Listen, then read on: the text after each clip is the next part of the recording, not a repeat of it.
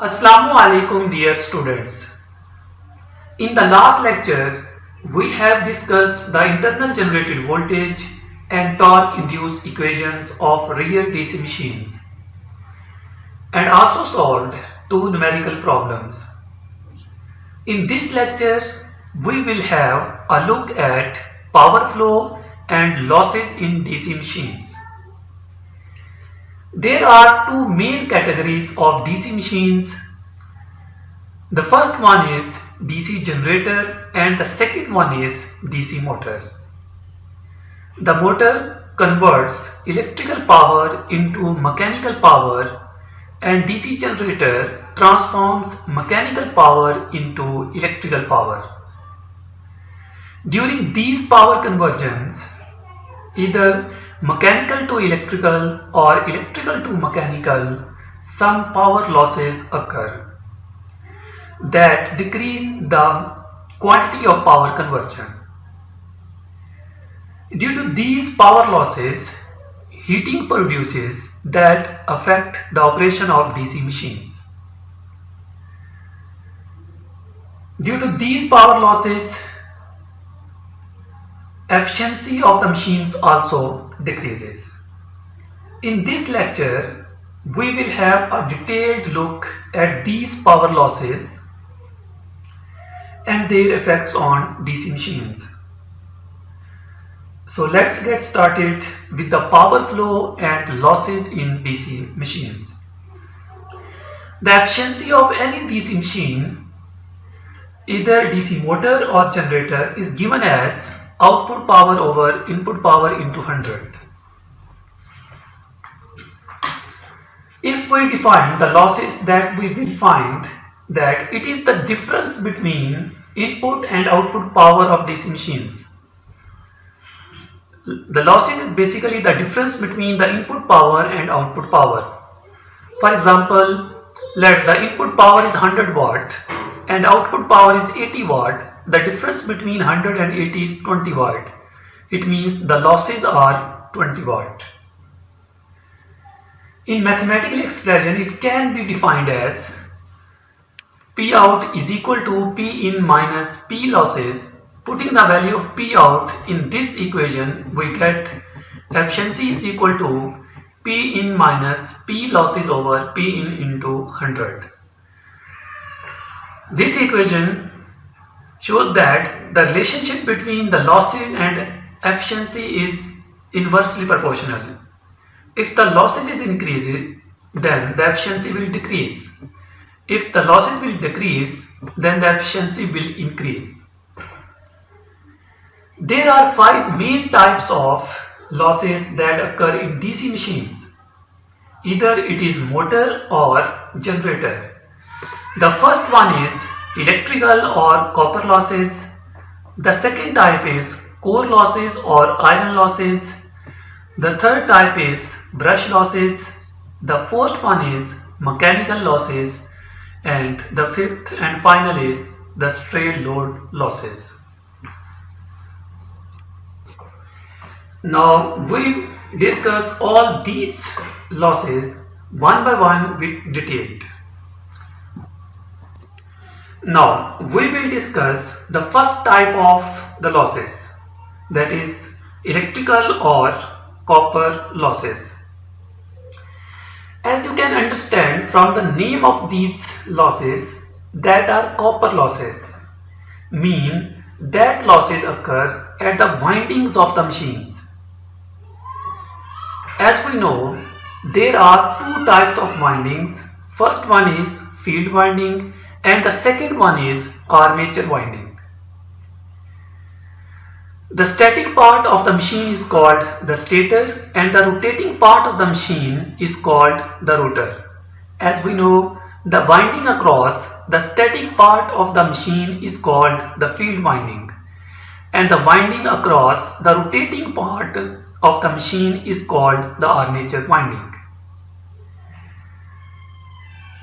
At these two windings, copper losses occurs, that is across the field winding and across the armature windings. As you can see in this figure, These windings are called the armature windings, and these windings across the north and south pole is called the field windings. The copper losses occur at the windings of the machines, that is across the field winding and across the armature winding. The value of these losses, that is the value of the copper losses for armature and field winding, can be given as the value of the copper losses across the armature winding is equal to PA is equal to IA square into RA, where PA is stand for armature losses. IA is current passing through the armature winding, and RA is the armature resistance. As we know, when we connect the load across the armature winding across the rotor, then the current will flow across the armature windings. This current is called the armature current. The internal resistance of the coil or wire of the armature winding is the RA. The value of the losses, copper losses across the field winding is equal to PF is equal to IF square into RF, where PF field winding losses, IF is the current passing through the stator windings. The windings across the north and south pole is called the field winding. This part of the machine is called the static part or stator of the machine.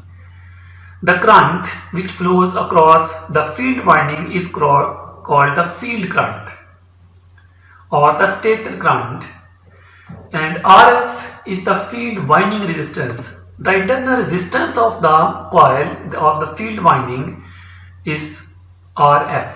By using these two formulas, we can calculate the copper losses of the DC machines. The copper losses exist across the armature winding and across the field winding. As you can see in this figure, there are two types of the winding. This winding is called the field winding, and the winding across the rotating part of the machine is called the armature winding. As you can see in this figure, there are two types of the windings. The losses across the winding is called the copper losses or electrical losses. This part of the machine is called the static part or stator. This part of the machine is called the rotor or rotating part of the machines. The winding across the static part of the machine is called the field winding, and the winding across the rotating part of the machine is called the armature windings. The losses across the field winding and armature windings are called copper losses or electrical losses. Now we will discuss the second type of the losses called brush losses. The brushes are conducting materials like carbon brushes. They are also conducting. So the drop across the brushes is equal to the voltage across the brush multiply the current through the armature. The losses across the brushes we can calculate by using this formula, where B mean brushes, D mean drop. The power drop across the brushes is equal to voltage across the brushes multiplied by the armature current. So why do we take voltage like this, that is VBD, the voltage drop across the brushes? The importance of VBD is here is that it is almost constant throughout the working of the machines. That is, from no load to full load, the value of the VBD is approximate constant. That's why here VBD is taking. So VBD is approximately is equal to 2 volt. unless other it will be specified. The voltage across the brushes is approximately 2 volt. If the voltage across the brushes is not given, then the value of the voltage drop will be 2 volt. If the value of the voltage drop across the brushes will be more than 2 volt, then the value will be specified. Otherwise, we will take the voltage across the brushes is equal to 2 volt. And A is the armature current multiplied by the V and I, we can find the losses across the brushes. As you can see in this figure, these are the brushes. There are 2 brushes. The brushes are also conducting materials like carbon brushes. They are also conducting. So, the drop across the brush is equal to the voltage across the brushes. Multiply the current through the armature. By using this formula, we can calculate the losses across the brushes. Now, we will discuss the third type of the losses called core or iron losses. Core losses is always there in any electrical machines where we have core involved and alternating current involves. As we know, in the rotor or armature, there is always an alternating current irrespective the machine is AC or DC. As you can see in this figure, we have already discussed the internal generated voltage of any machines is AC voltage instead of DC voltage. The armature is always alternating current. After the commutation, the voltage is converted into DC. So the core losses is basically there are two types of core losses. The first one is hysteresis losses and the second one is eddy current losses. These two terms we have already discussed in detail. What is hysteresis losses? What are the eddy current losses? How the losses occur? How can we calculate these losses? We have already discussed in detail. These losses are almost constant. These losses are about 20% of the full load losses. Now, the fourth one is the mechanical losses. As name suggests, these losses are associated with the mechanical side of the machine. In both machines, that is DC motor and DC generator, there are two main facts that cause to mechanical losses. First one is the friction and the second one is the windage losses. That is, there are two types of mechanical losses. The first one is friction losses and the second one is windage losses. Friction losses occur due to bearing that exist in the shaft of the machines. Friction loss is basically mainly due to the friction between the bearings. As you can see in this figure, there are two bearings. This is the bearing number 1 and this is the bearing number 2.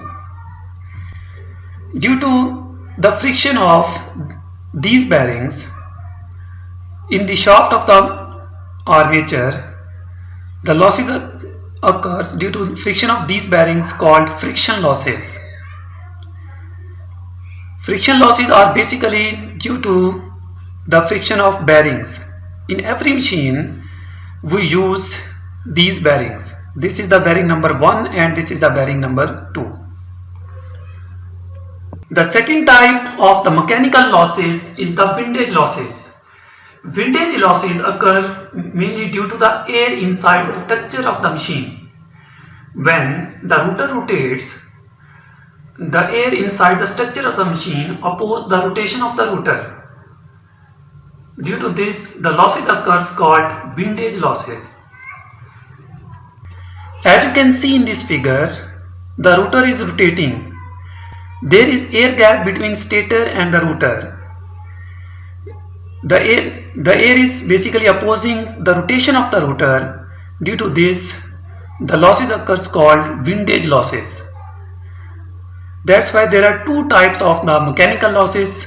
The first one is the friction losses due to bearings, and the second one is the windage losses due to air gap between stator and the rotor. The air basically opposes the rotation of the rotor. And finally is the stray losses. Basically, stray losses are all those losses which we cannot put above four types of the losses. These miscellaneous losses are due to the short circuit current in the coil undergoing commutation, distortion of the flux due to armature, and many more losses which are difficult to find. These losses are difficult to determine. However, they are taken as 1% of the whole load power output. These losses is basically taken as 1% of the power output, because there are some losses in the machines which are difficult to determine. So that's why we take 1% of the power output. This 1% is called the stray losses. These 5 types of losses occur in the DC machines. Now, just to show off whatever we have learned, power flow diagram. The power flow diagram of DC machines is shown here. Let us start with the DC motor. First of all, we will discuss the power flow diagram for a DC motor. Then we will discuss the power flow diagram for a DC generator. So the power flow diagram for a DC motor is shown here. So we are having an input and it's traveling to the output like this. As we know, in case of DC motor, the input power is electrical and the output power is mechanical. The input power is determined is the terminal voltage multiplied by the current. Once it is passing through the winding, as we know, once the input power, that is electrical power, is passing through the winding, the first losses, that is copper or electrical losses, occur. As we have already discussed, how can we determine the I square R or copper losses or electrical losses? When we give the input electrical power to the DC motor, the first losses occur called I square R or copper losses.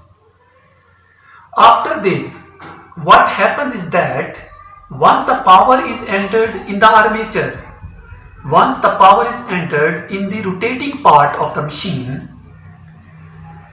now we are going to deal with the mechanical condition, because in case of rotation there are mechanical parameters. So here let us take the power available for conversion is equal to the power converted is equal to EA into IA. After the losses, electrical power transform across the armature. This power is the electrical power after the copper losses. After the copper losses, power electrical converted across the armature is equal to EA into IA. Due to this electrical power, this power is going to convert into mechanical power. This is equal to torque induced into angular speed. This is the mechanical power. This is not the power that gets at the terminal. Before, at the output terminal, core and mechanical losses also subtracted from it. After copper losses, what are the next losses which are going to come here. Next one is the core losses. So here are the core losses. So now once the core losses is over, the next one is the mechanical losses. As we know, the mechanical losses are the friction and windage losses. When the rotor will rotate, then the friction and windage losses will exist. Due to rotation of the rotor, mechanical losses occur. After mechanical losses, the power is further reduced. Due to losses, input power is reduced further. After the mechanical losses, the final losses is the stray losses. After the stray losses, whatever is available, you are going to get output. So this is the output power, which will be the torque multiplied by the angular speed. That was the power flow diagram of DC motor. Now we will discuss the power flow diagram of DC generator. As we know, in case of DC generator, the input power is the mechanical power and the output power is the electrical power. So this is the input power. Input power is equal to the torque which we applied multiplied by the angular speed omega. The first losses occur is that stray losses, which is always take in the mechanical side of the machines. These are the stray losses. After that, the mechanical losses come, which are the friction and windage losses. After that, core losses come, which are associated with the core of the machines. After these three types of the losses, that is stray losses, mechanical losses and core losses, we are going to have a power which is available for conversion into electrical. After the three types of losses, the remaining mechanical power is equal to power converted is equal to torque induced into angular speed omega. This power will convert into electrical power. So this is the power converted. Power converted is equal to torque induced multiplied by the omega. This is going to come inside the machine, inside the armature. This mechanical power is going to inside the armature, which is equal to armature voltage multiplied by the armature current. Now after this, electrical losses exist and finally we get the power output. After power conversion, mechanical into electrical, the next one losses occurs called copper losses or electrical losses. After this electrical losses, finally we get the output power. The output power will be equal to the terminal voltage multiplied by the current. So this is the power flow diagram for a DC generator. So that is the detailed theory on the power flow and losses in DC machines. I have explained each and every parameter related to power flow and losses in DC machines. Now we will have a look at the construction of the DC machines. In the structure of DC machines, either DC motor or DC generator, there are two main parts. First one is the static part called stator, and the second one is the moving part called the rotor. In the stator of the DC machines, there is a frame that provides protection and support to internal structure from external environment. In this frame, there are north and south poles. In this frame, as you can see in this figure, there are north and south poles that produce fields at the stator. As we have already discussed, the magnetic fields due to north and south poles. This is the north and this is the south pole. The winding across the static part of north or south is called the field winding. When the current will flow across the field winding, then due to this current, magnetic field will produce. The direction of the magnetic field, as we know, from north to south.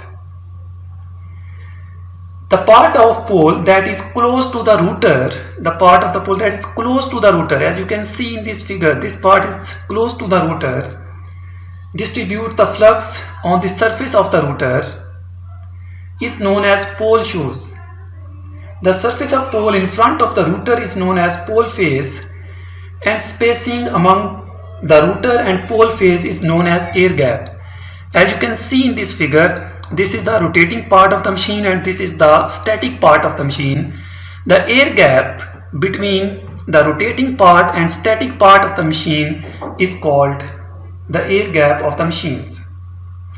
There are two main types of the windings that are wound on the DC machines. The first one is the field winding, as we have already discussed, that are wound on the static part of the machine. And the second one is the armature winding. As you can see in this figure, these are the armature windings. The armature winding is wound on the rotating part of the machine. Now, as you can see in this figure, this is the rotating part of the machines called rotor. The rotor of the DC machines comprises of the shaft. This is the shaft, and core assembled on this shaft. The steel and core assembled on this shaft. The core consists of numerous laminated sheet of steel plates that have some cuts. As you can see in this figure, they have some cuts to arrange the armature windings. As you can see in this figure, this is the rotating part of the machines. There are some cuts. These cuts are used to arrange the armature winding. As we know, the winding across the rotating part of the machines is called the armature winding.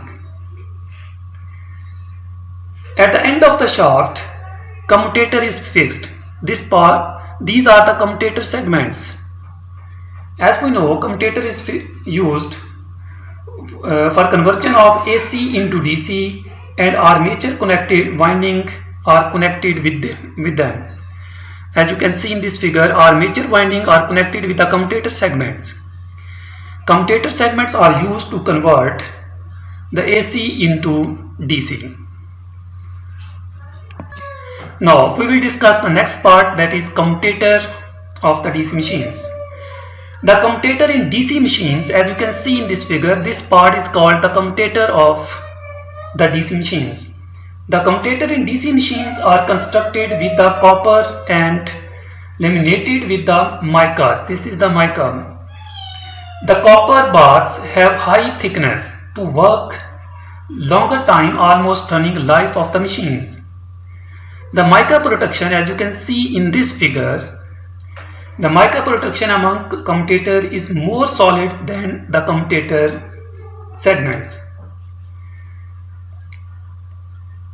Commutators substantial itself, therefore with the passage of time it is essential to remove the commutator lamination to confirm that it does not stick up rotor bars. Now we will discuss the next part, that is brushes. As you can see in this figure, there are two brushes. The brushes of DC machines are connected with the commutator segments and are constructed with a carbon graphite or with a mixture of carbon and graphite. Due to their best conductive behavior, they minimize electrical losses and have less coefficient of friction. They are normally constructed with the soft materials than the material used for commutator. So there is no need of special protection of commutators. The hardness of brushes should be medium. If they are too soft, then they will damage after some time. if brushes brushes should be replaced, and if it is hard, it will be affect the commutator. If the brushes will be hard, then they will affect the commutator. Now we will discuss the DC machines winding insulation. There are two types of winding, field winding and armature winding. As you can see, the field winding, field coil and the armature coil. The field coil are across the static part of the machine and the armature coil is across the rotating part of the machine. The most sensitive part of the DC machine is the winding insulation. If the winding are not properly wound or damaged due to some certain reasons, then the winding of machines will short out. When the short circuited, the maintenance of machines after a short circuit is very costly. Sometimes it is not possible to repair it. We have to buy new windings. To increase the life of the windings, insulations, there is a need to decrease the temperature of winding. The temperature of machine can be decreased by providing cool air to a machine, but the main fact that control heating is the power provided to the machines.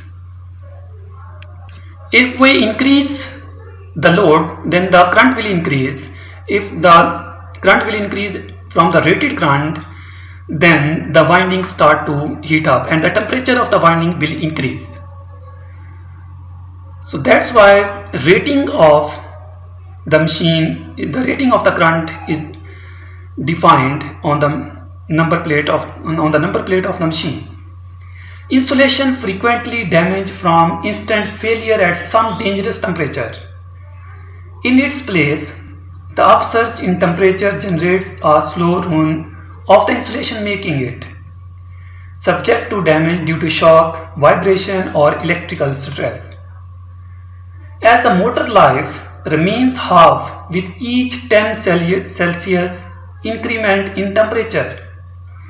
This rule is true and applicable on the machines.